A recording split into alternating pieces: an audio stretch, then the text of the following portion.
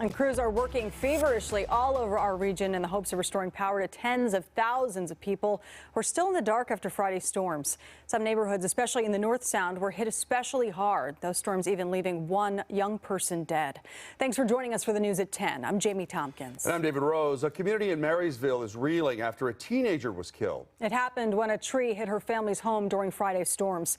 Tonight, Fox 13 reporter Matthew Smith is talking to people who will never forget what happened on Friday night. Not because of the physical damage, but because of the emotional. emotional. This was a worst-case scenario. It's just what we warned you about on Friday night that we didn't want to see. Just as these winds came, it was super dark, hard to see what was going on. In fact, if you take a look up behind me, you see these large trees, or you kind of see them, right? That's even with all of our TV lights shining out in the distance. Now, unfortunately, one of the trees that's no longer there came crashing down onto this house and on a 19-year-old girl that was inside. Now this community is in mourning because they learned this weekend that she died on Saturday morning. It's hard to notice the devastation at first glance. The Soapy family is playing with this pup. Food is out, and frankly, there's smiles. Life is too short. But as Sunny Tala Taina Soapy tells me, yes, yeah, everyone here is just trying to keep it together. Looking around the neighborhood, you see why.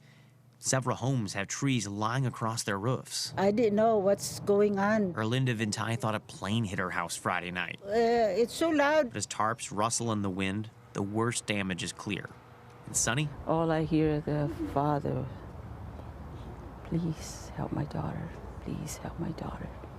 Can't get this home out of her head. Can't get what happened inside it out of her head.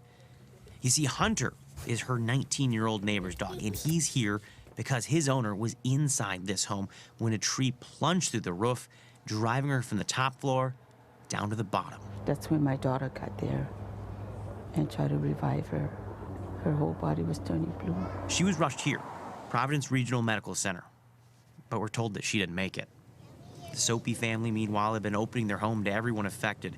As lights flickered and people did patch repairs, they rolled out propane heaters and kept folks fed. I have it closed and get it ready tomorrow and have it right with Avi to school. Tonight, things are starting to get back to normal for some. Yes. The lights are back on, and kids have school tomorrow.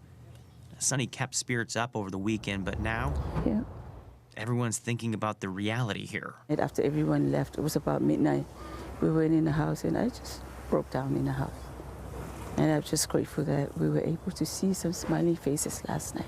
This community, despite the power outages, all the damage, they pulled together, they fed one another.